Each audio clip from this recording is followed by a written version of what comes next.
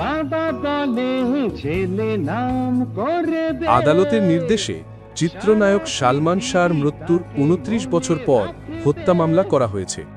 মামলায় অভিযুক্ত করা হয়েছে তার সাবেক স্ত্রী সামিরা হক সহ মোট 11 জনকে। সোমবার 21 অক্টোবর মধ্যরাতে রাজধানীর রমনা থানায় এ মামলা করা হয়েছে। মঙ্গলবার 21 অক্টোবর রমনা জোনের সহকারী police commissioner AC Mohammad Mazharul Islam মামলার বিষয়টি নিশ্চিত করেছেন। তিনি জানান, এজাহার মামলা হিসেবে নথিভুক্ত হয়েছে।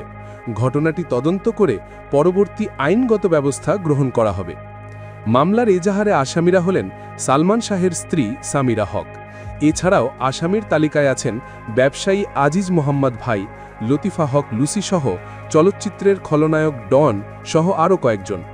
মোট অভিযুক্ত 11 জনের পাশাপাশি উল্লেখ করা হয়েছে অজ্ঞাতনামা আরও কয়েকজনের নাম। অভিনেতা সালমান শাহ হত্যা মামলা পুনরায় তদন্তের নির্দেশ দিয়েছেন আদালত। তার মা নীলা চৌধুরীর রিভিশন আবেদন মঞ্জুর করে এ হত্যা মামলা চলবে বলে ঢাকার ষষ্ঠ অতিরিক্ত মহানগর দায়রা জজ জান্নাতুল ফেরদাউস ইবনে হক এ আদেশ দিয়েছেন।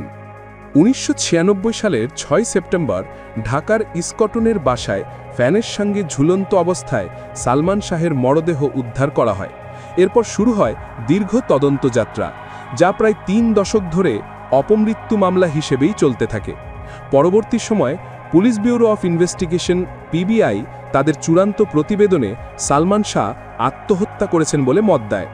তবে সালমান শাহের মা নীলা চৌধুরী শুরু থেকেই ওই প্রতিবেদন মানতে অস্বীকৃতি জানান এবং দাবি করে আসেন তার ছেলেকে হত্যা করা হয়েছে।